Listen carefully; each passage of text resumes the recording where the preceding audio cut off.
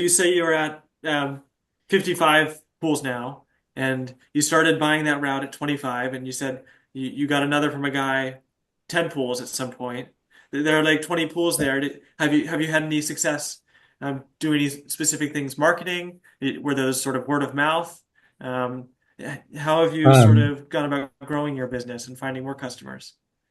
yeah. So another reason that I'm really glad I went with the 25 route that I did is that he was a giant, pool business. At least for me, 500, Yeah. 600 pools is pretty big, and uh, and so he was marketing actively, and he was still marketing in my area. So he is in his area, and my route that I bought from him is in kind of an outside area from his main area. So he wanted to get rid of those pools, but he was still marketing in my area. And so every lead that he would get in my area, he would kick to me for a couple months just to, I guess he thought like if any of the pools got lost within the first 90 days, he kicked me new pools so that he didn't have to cover any of those lost pools. But he kicked me, I think it was like 7 or 8 pools, and I landed every single one. And I kept all the 25 pools. So it was just 8 new pools to me with free marketing. And so that was really nice. I think part of it is just, being personal and kind of going in with confidence to land them. And then another part is he has built his company in a certain way to where all those leads that he was getting were really quality leads. So I think those were kind of the reasons that I was able to land all those. But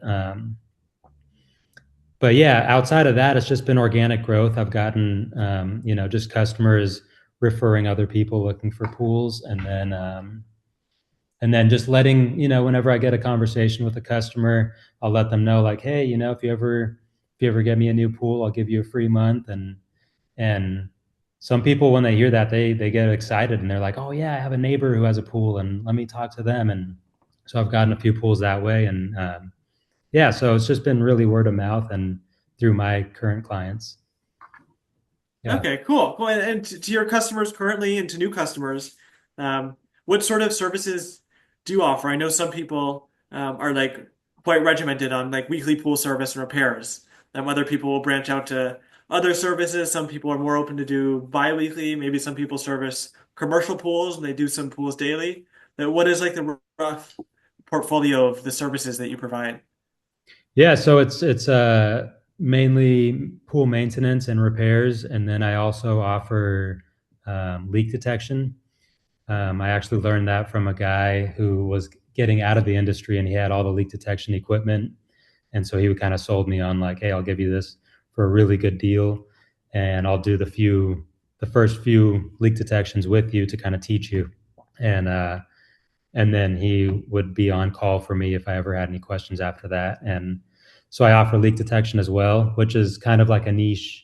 Not too many guys do that, so that's kind of a good niche thing. And then yeah, I'll do. I try not to do biweekly, but I did get a couple of biweeklies from the 10 pools that I bought recently, and then I have 2 commercial pools.